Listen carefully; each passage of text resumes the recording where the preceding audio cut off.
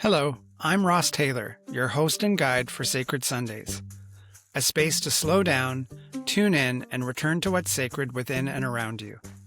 I'm also a life coach for empaths and sensitive souls, walking alongside those who are ready to come home to who they actually are. These conversations are part of fulfilling that purpose, a collective exploration of what it means to live in connection with the sacred. Some weeks you'll hear a sound-based offering to open the space. Other times we'll simply begin in conversation. However it unfolds, this is an invitation into presence, connection, and the beauty of the unseen. If these conversations find you, please subscribe, rate, and share so others can find their way here. Pour a cup of tea, settle in, and let's begin. Today on Sacred Sundays, our guest is Barry Samson. It's interesting because the day that we're recording this is 12 years to the day that Barry and I met at a new warrior training adventure that was hosted by the Mankind Project here on Vancouver Island. And I just got chills thinking about all the men that are on their journey today to a weekend that is happening this weekend as well. So it feels like a full circle moment. And that was when I first met Barry, when we were in the depths of our hero's journey and going through this initiation experience. And after that experience, I discovered that Barry and I trained at the same school for our life coaching. And that was, at the time, it was the Coaches Training Institute.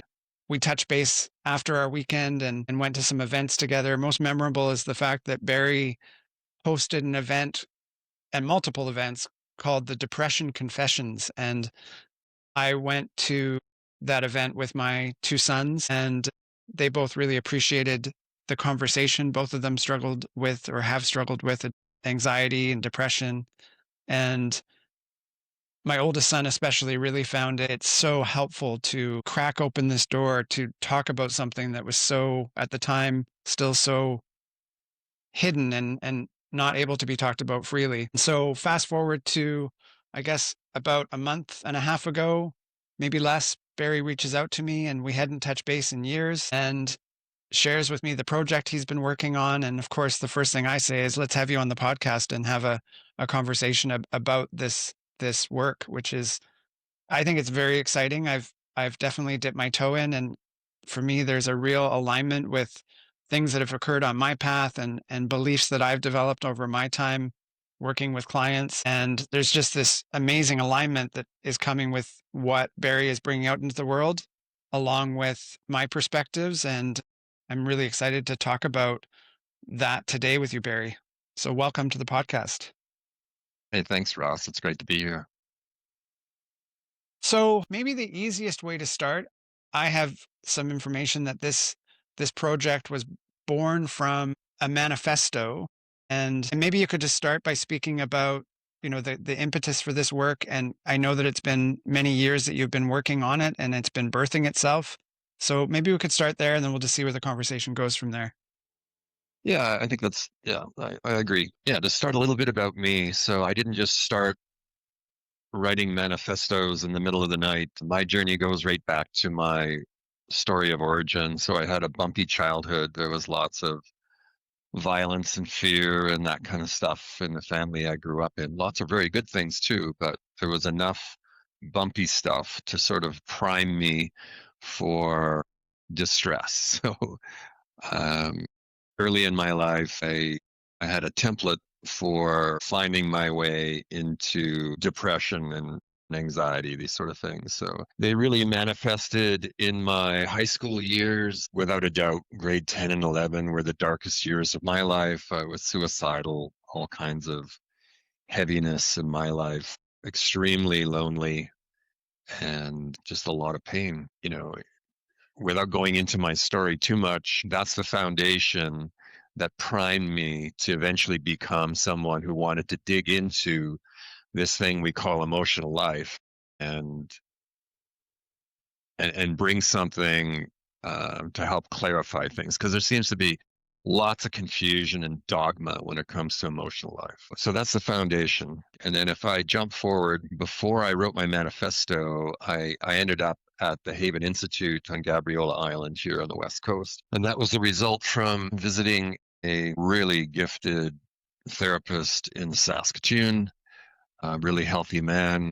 I walked in as this frozen, frightened 40-year-old man, and he sized me up immediately. In one or two sessions, he actually sat on the floor, Hmm. invited me over, and I snuggled into sort of on his lap like you would comfort a 2 or 3-year-old. And he just held me for about 15 or 20 minutes. This was a profoundly different experience that I've had with men or with any human, really. And it was wonderful for me. It helped calm me, of course, immediately. And he says, well, you and I, we can go through some conventional therapy here over the next 2 to 3 months, or you can just jump on a plane and go to this place called The Haven. And I think they've got what you're looking for. So I took his advice. I booked a flight. I went the first time there was a opening in their schedule. I arrived there, and he was exactly right. In 5.5 days, I experienced sort of the ice within me thawing, and I began to get access to something that I had no access to before, or at least since some scary moments in my childhood, where I could sort of befriend the emotional engine. And yeah, it was a wonderful coming alive experience for me. So that's the story foundation. Then, so as I began to heal my own life, I go, well, why does society have such a hard time figuring out how to help people like me? There's so much therapeutic sort of product on offer, but not much of it is working. So fast forward, I took CTI training just like you did, Ross, and I saw powerful stuff there, but it still didn't have what the Haven had, which is this relational aspect. And this to me is absolutely critical to help people who are in emotional distress. So with my CTI training and at that point, I was already interning at the Haven. So not just as a participant, but also as someone on the leadership track. I decided, well, it's time to reach out and create an event, assemble the people who are deep in distress, tell them my story around depression, and then ask them what they want, what they think we need to help heal this thing that I now call the river of distress. So that's what I did. We set up our first Depression Confessions event in Vancouver. People showed up, filled the room up, and a co-presenter and I presented our stories with depression. And at the end of our event, we created a Q&A. And at the end of the event, a young woman stood up and she said, and this woman obviously knew what we call depression from the inside. She said, well, this is all fine and dandy, but what now? Like, what can I do now? And of course, I had nothing for her. I hadn't thought that far ahead. So that really landed. I took it to heart.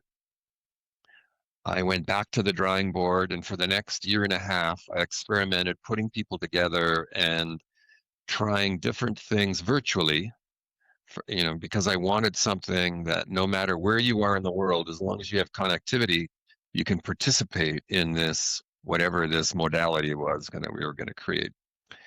So we practiced in it. We got a group together. We call it a pod. We practiced with a lot of CTI stuff, and that worked pretty well. But we really started focusing on the Haven curriculum, which is relationally based. So the Haven, I believe, is one of the best places anywhere where people can go and learn experientially in their body on how relating works and how it doesn't work, of course, and then how to get it working in our lives. So we wove all this stuff together. We got it to the point where I go, okay, I think I've got something. And then I created another event. We called it the Depression Confessions. And again in Vancouver, down at the Yaletown Roundhouse. And this time, we presented, and we had different speakers come.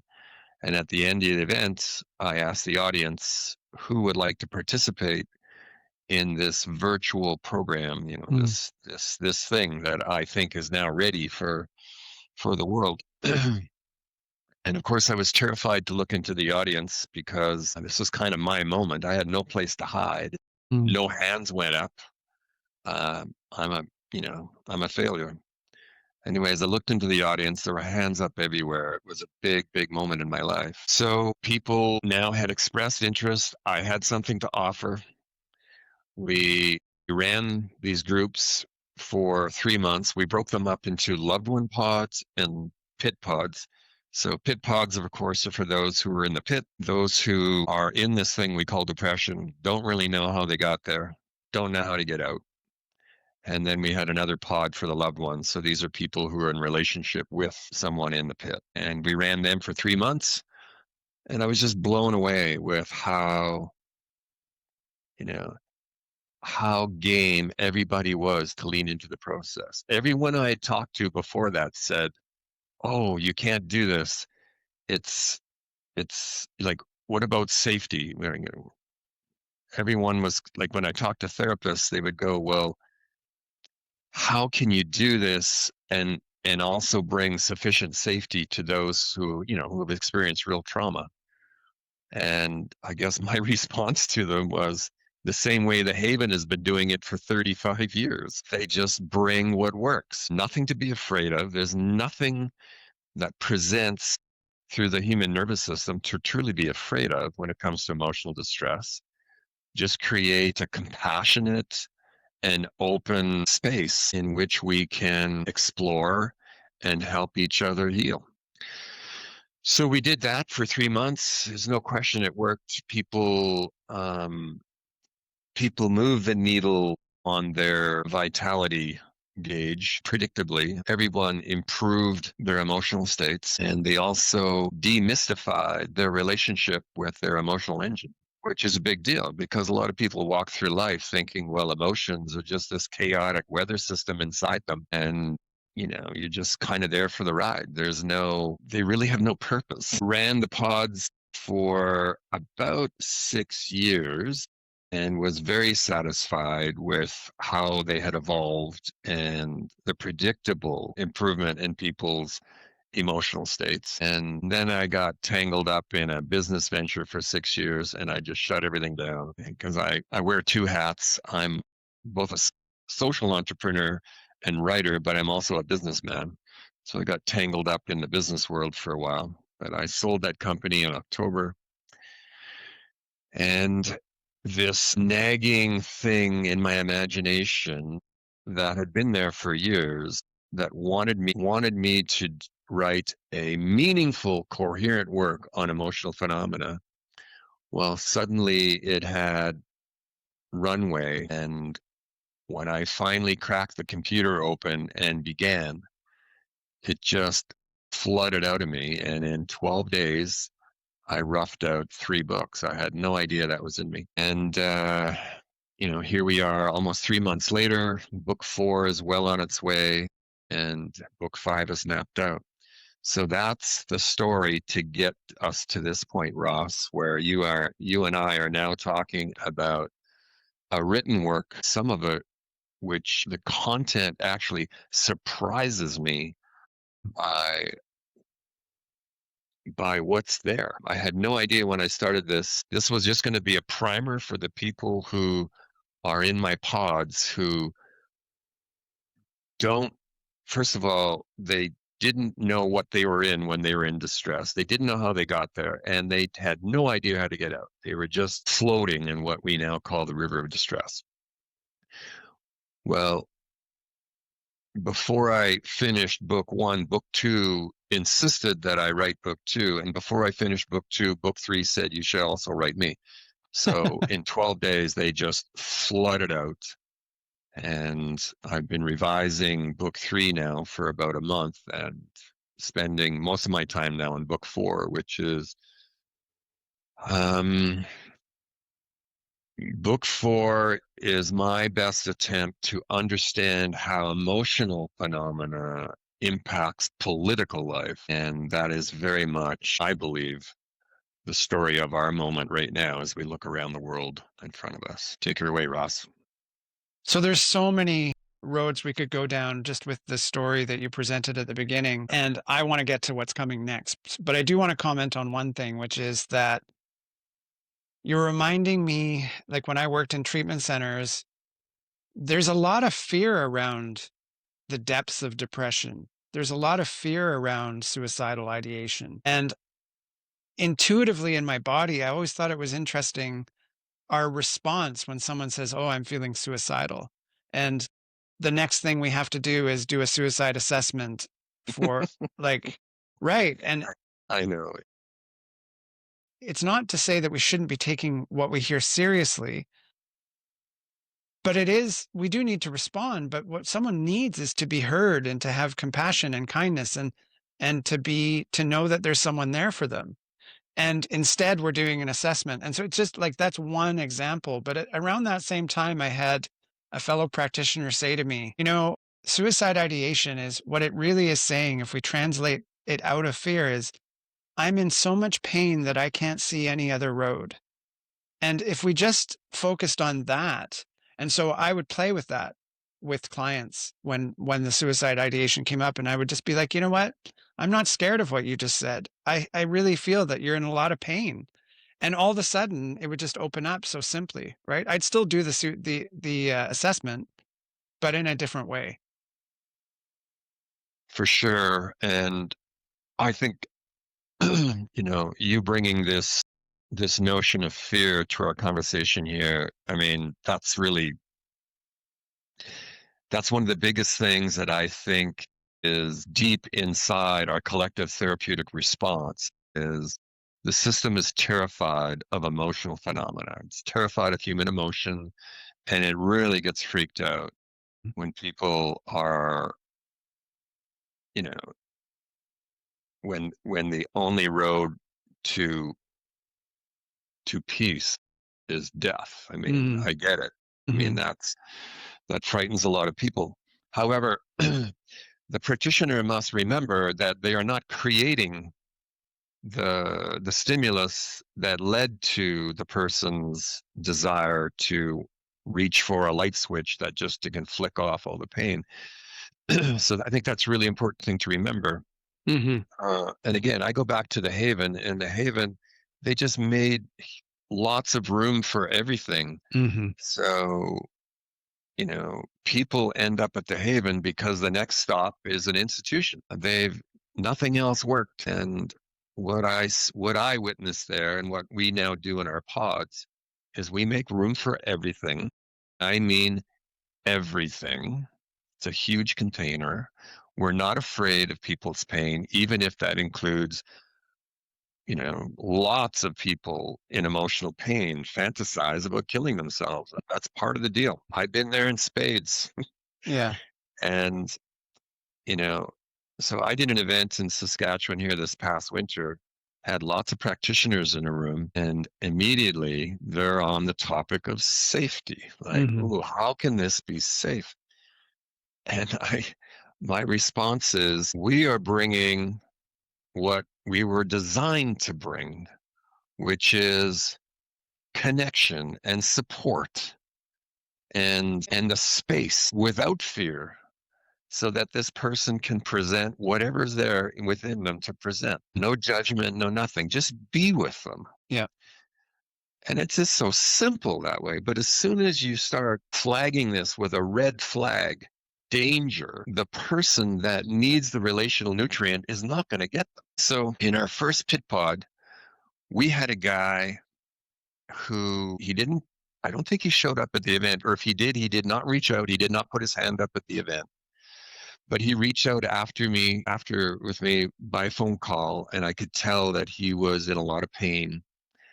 And he wanted to make sure that, like, are you sure that, first of all, is this thing free? Yes, it is. Are you sure that even if I have my package of, he was in a lot, he was really too hot to handle for all the practitioners he had dealt with.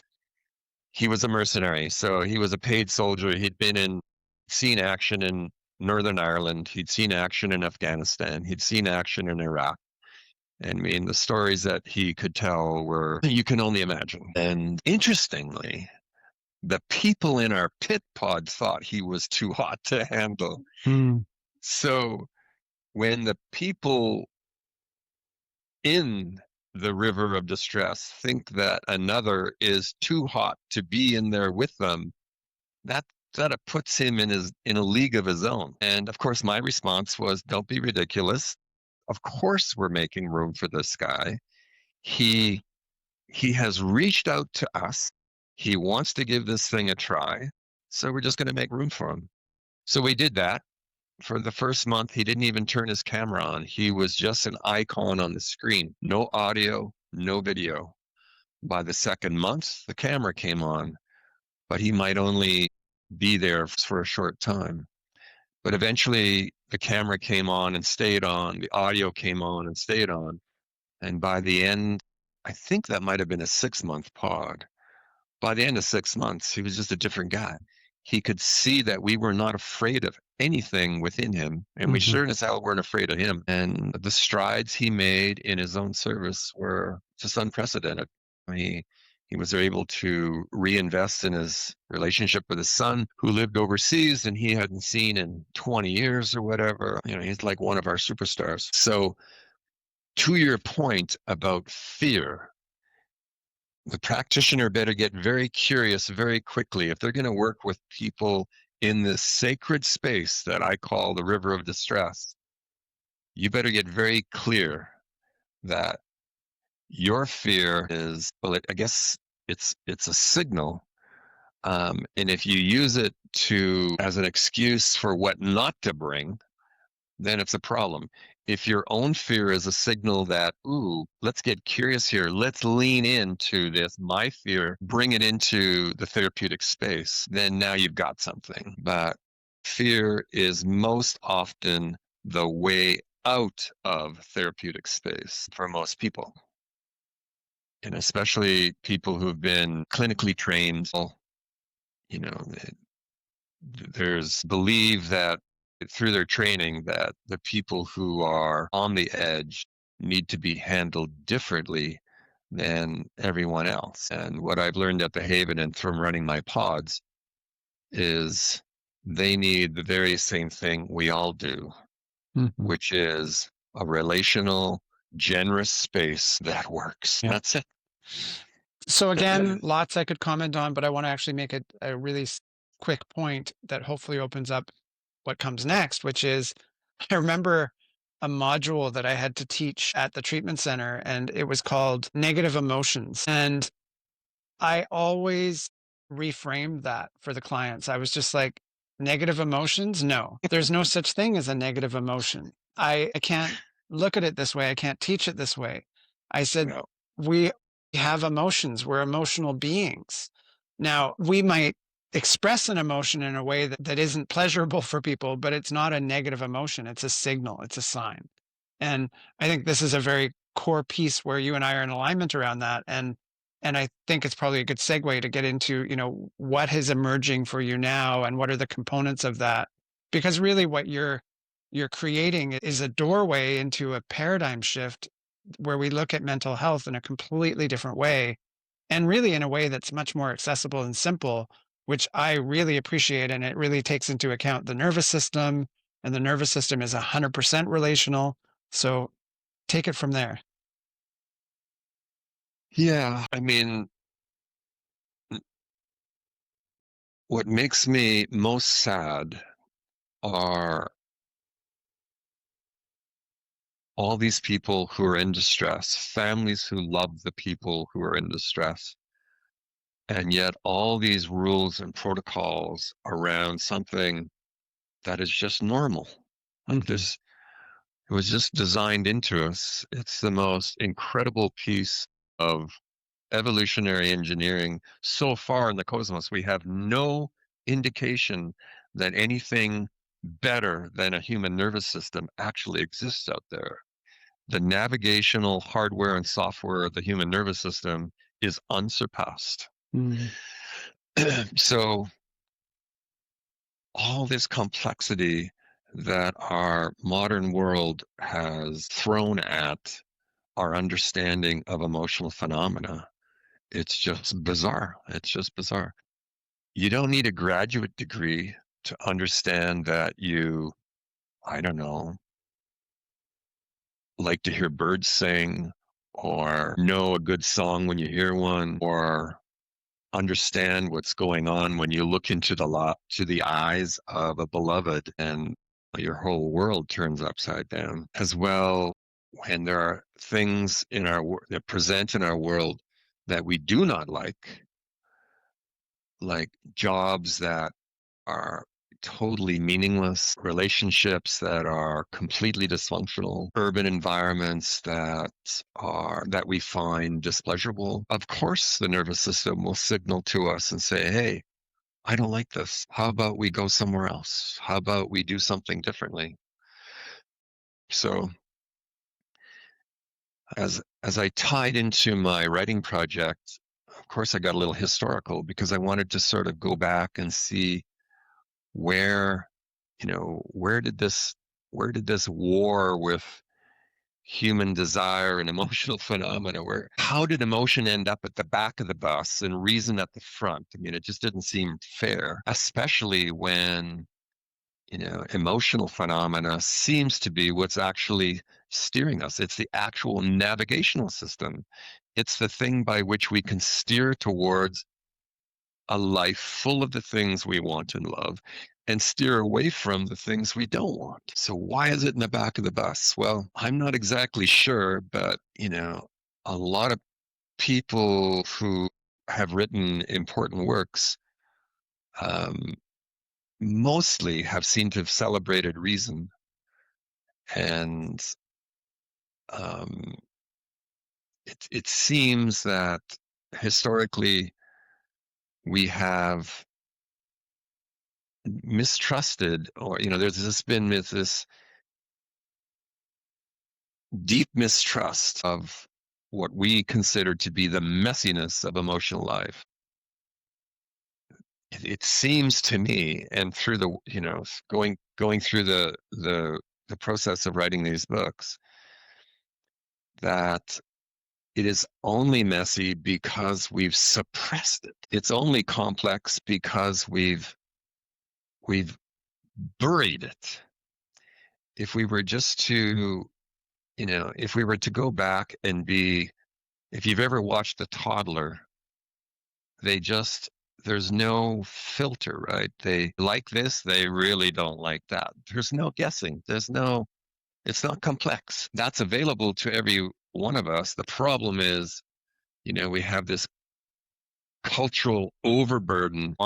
It wants us to spend our working day doing something. If we're in a work environment, then most often people will just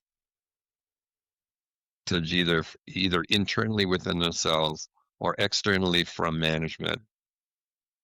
Tough it out, get on with it. It doesn't matter what your nervous system is presenting. Um, you know, life is hard. Get on with it. Mm-hmm. So the the truth is, we can optimize almost any situation for maximum limbic output, meaning there's always an opportunity in any relationship, in any environment, to have it work better for us so that we don't just have to tolerate our lives. Mm-hmm. And these choice points are everywhere. And the interesting thing is people who are highly invested in tolerating life, they don't want to see these choice points because it activates that part of you and me that you and I call the saboteur. What world do we want to live in? We want to live in this world where the saboteur explains to us that, we have to, we need to tolerate the things that we don't want. We have to postpone the things we do want, all in the service of, I don't know, efficiency or survival. But um, it's it's outdated software. We just need to update the software, and there's just opportunities everywhere. And all of these experiences are pushing us away from, or taking our focus away from our internal landscape, our internal knowing of things.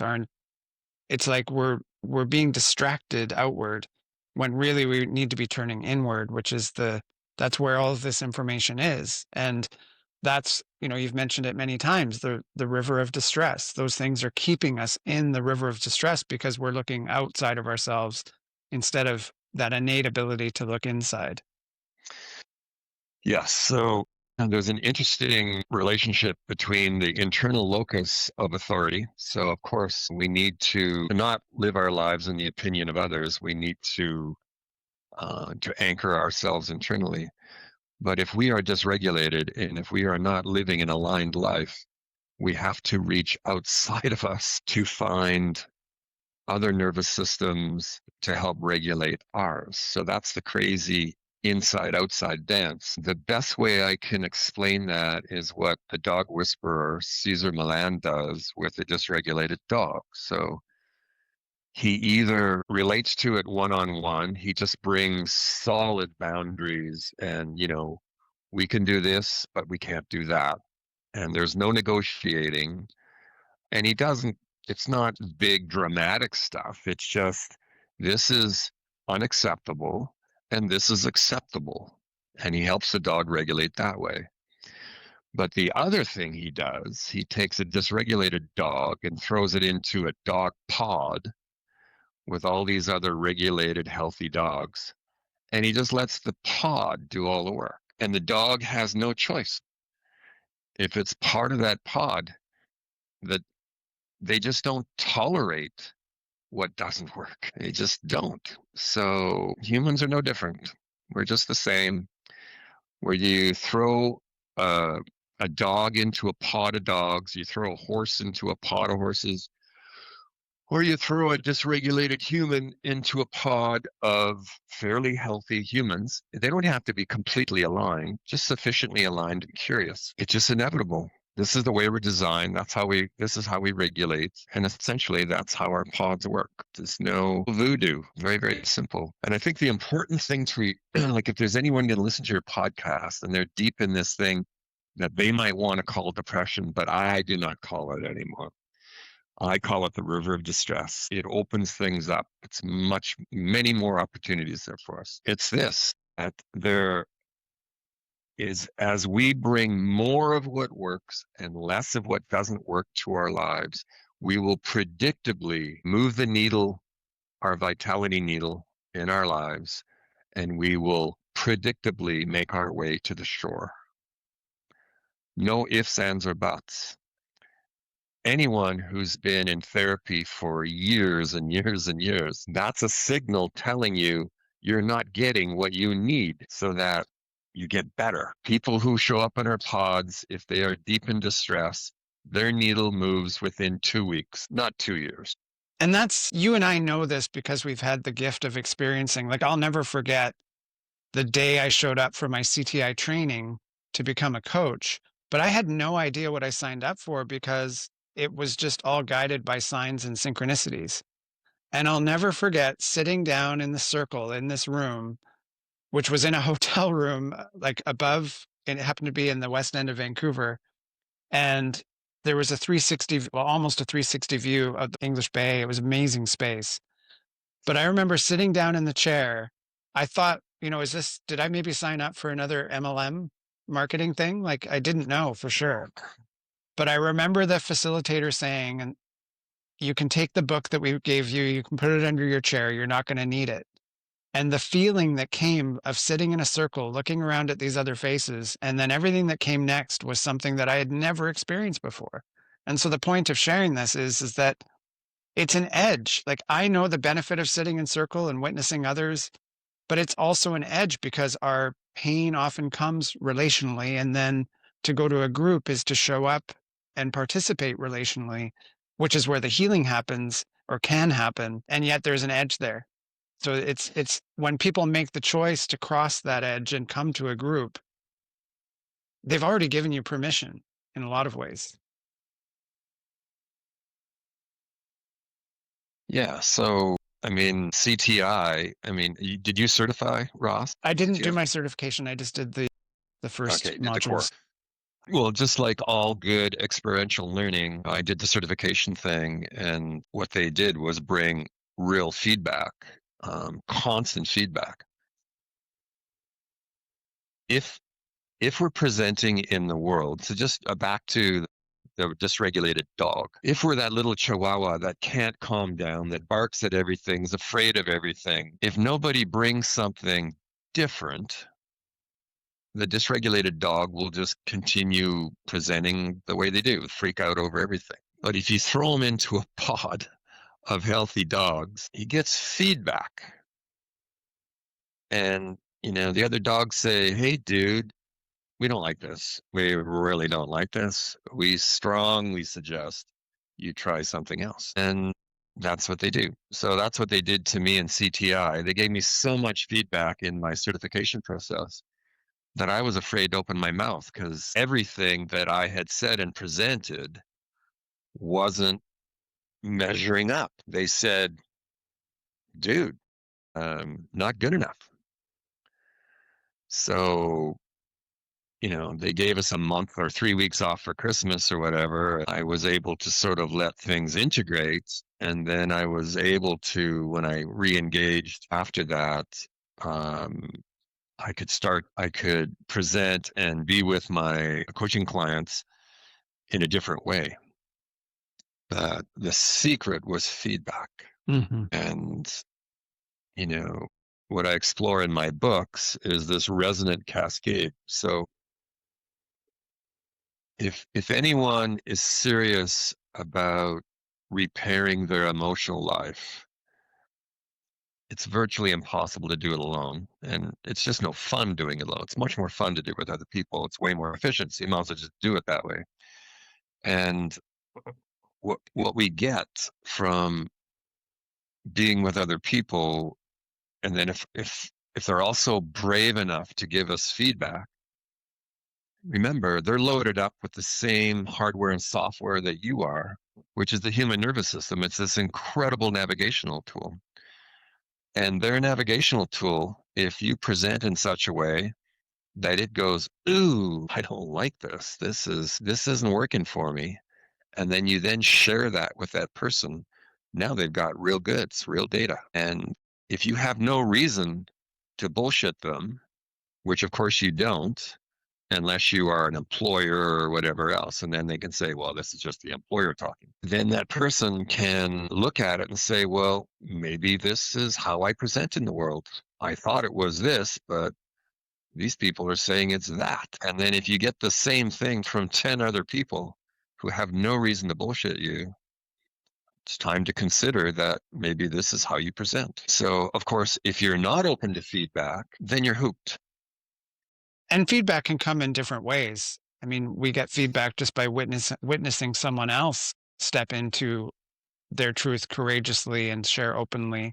It gives us permission to do the same. And that's why when you gave that example of that fellow that was too hot to handle, I mean, he eased into that over time and began to thaw and began to share and began to connect. And that was by witnessing others do that exact same thing. Feedback comes in Exactly. all sorts of ways. Exactly. Yeah. Yeah. And that's why I don't like to work with individuals. There's just so much more gold, so much more resource available when you're working with groups because to your point, when people watched our fellow, Mr. Too Hot to Handle, go through his process, they go, well, holy shit. If he can do it, what excuse do I have? The Haven model has always been heavily, heavily focused on residents. And I mean, just imagine that though. Our world is, from my perspective, the modern world and the economic system is mostly at war with the human nervous system. They say, well, it can present anything it wants as long as it's aligned with the status quo.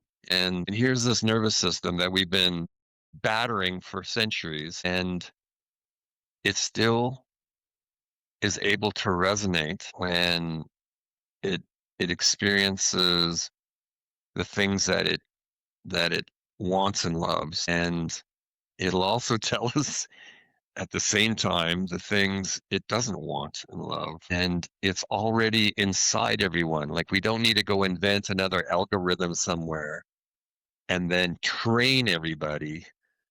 All we need to do is tell everyone it's already in you and this is how you access it. And then if you follow it, you'll never get lost, ever. I mean, think of how transformational that is. The world is, how are we going to fix this, all this mental health problem or whatever? The system is already in us. It will solve it at the individual level, at the partner level, at the organizational level, and the civilizational level. It'll heal everything. All we need to do is follow it. And it's clear to me that this is going to be part one of potentially many conversations. And so um, I want to just throw something out there because I think it's a beautiful metaphor and you and I both use it. And this system that you're talking about, that is this beautiful inner guidance that we can rely upon, that we can listen to, we've effectively been doing what we do in our, some of us do in our cars or have done at different times of our lives. We're putting the black tape over the check engine light, which is the very thing that's trying to get our attention and tell us something. Yes. Yeah. So that's a metaphor I use. I think it's in book one. Um, I mean, it's so tragic that we have we have mistaken the signal for the thing that the signal is pointing to. So that's a little abstract.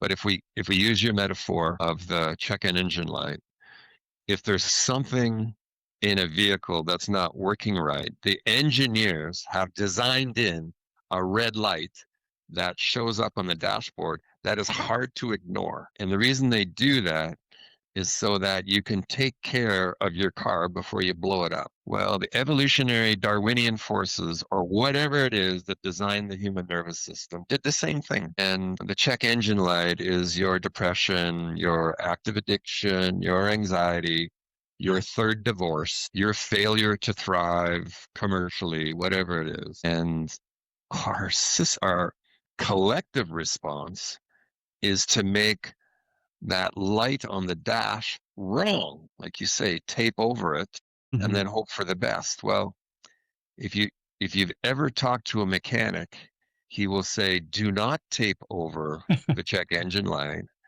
Go find out what's wrong in the engine and deal with it. And then your car's your friend. Well, the human nervous system is the same way. When we present with depression or, God forbid, suicide, ideation, everyone wants to just, I don't make that go away. Like, calm this person down. He's freaking me out. And no one deals with, I don't know, the alternator or, the oil pump, God forbid, that is the core of the problem. And then we do this for 40 frigging years. And we spend billions of dollars taping over these check engine lights. And then we wonder why our world is full of distress and why our therapeutic, our heroic therapeutic endeavoring just isn't getting us anywhere. It's kind of crazy. And I think Brene Brown said it well when she said, you can't just selectively numb.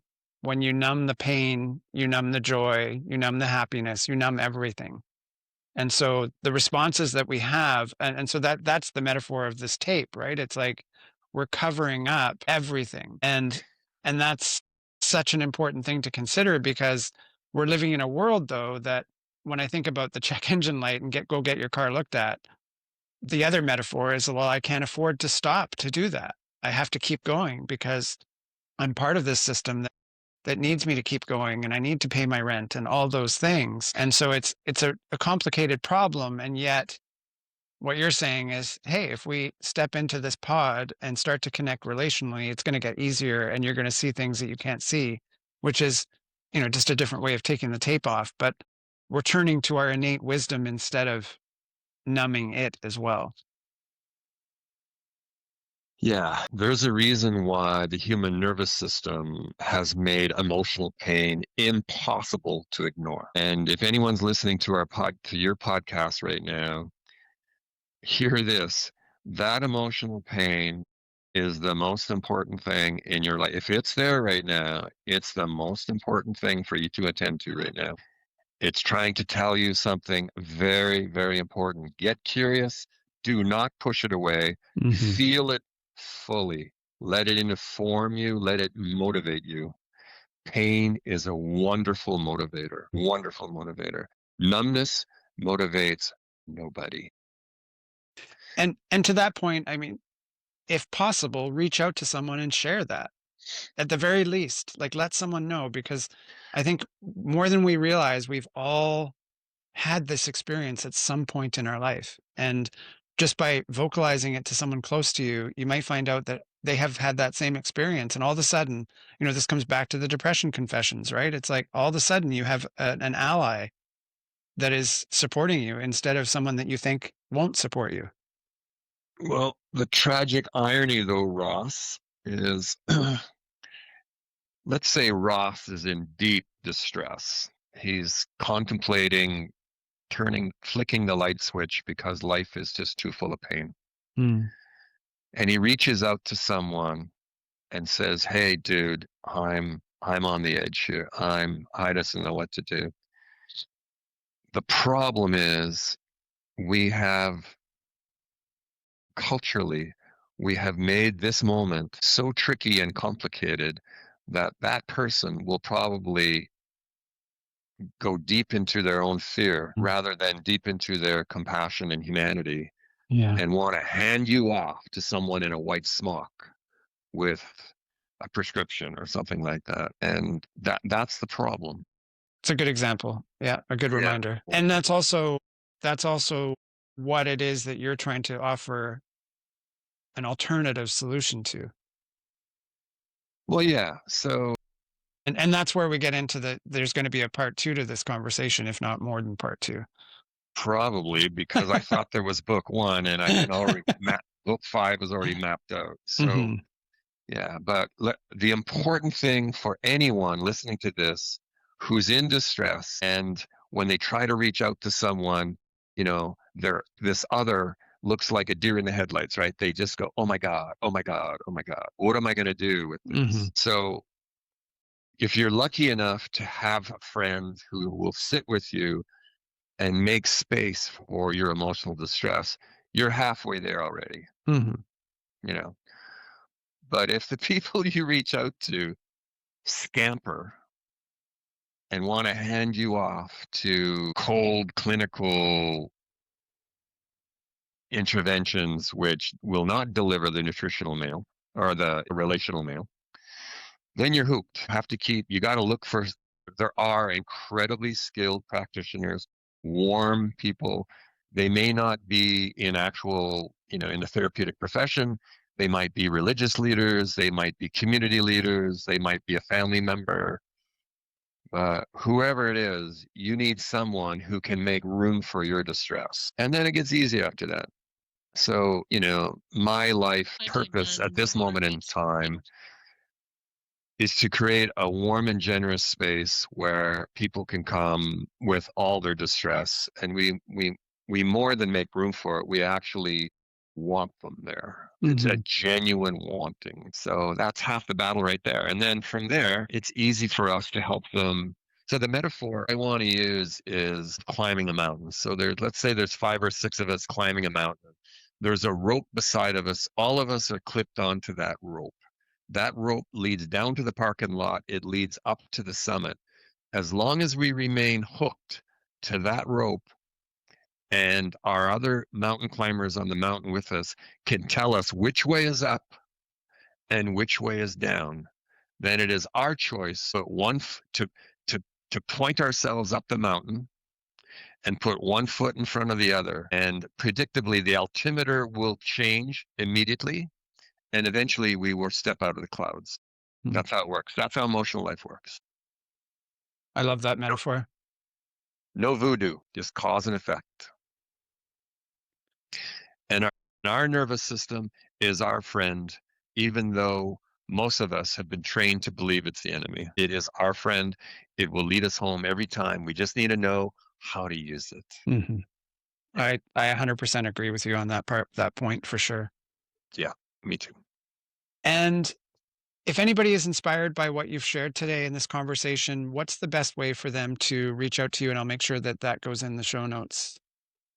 Right now, I mean, just email. We're still setting up all the websites I had for the depression confessions, all that stuff has been on hold for my 6-month or 6-year commercial venture, firing all that up. Have them reach out to you, Ross, and then through to me. So Perfect. anyone who is curious about either hosting an event and they'd like me to speak, or they want to participate in a pod, all that stuff, I'm more than interested. I want to anyone who has a genuine wanting, feels the tug, please honor the tug.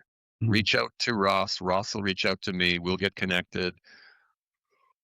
We're gonna be part of the solution. We're not gonna be part of the problem. There's too many problems out there. We need people to be part of the solution. 100% agree. Cool. So thank you, Barry, for making the time to have this conversation. I want to touch again on the fact that, 12 years ago, we were walking towards the descent of our hero's journey, and we were in a small pod within that journey together. And that was 12 years ago today. So I'm really excited to be having this conversation with you, which I never could have imagined 12 years ago. Yeah, I know. And it's cool because there's people close to me that are actually making that same journey today, which is equally cool. Yeah, these are all fixable problems. All the big problems that are facing us at the civilizational scale, whatever. Certainly the mental health crisis. This is totally a fixable problem. Let's fix it. Thank you for your perspective, your journey, and I look forward to continuing this conversation sooner than later. Okay, my pleasure. Anytime, Ross. All right. Bye for now. Thank you for joining us on Sacred Sundays. I hope something in today's offering spoke to your spirit, stirred something true, or simply gave you a moment to breathe. If this conversation resonated, please subscribe, rate, or share. It truly helps this work reach the people who are meant to find it. If you'd like to step inside my world a little further, I host a free live practice 3 mornings a week called Start With You. Just 20 minutes on Zoom to return to your own energy. Everything you need can be found at the link in the show notes. Until next time, may your day be slow and sacred.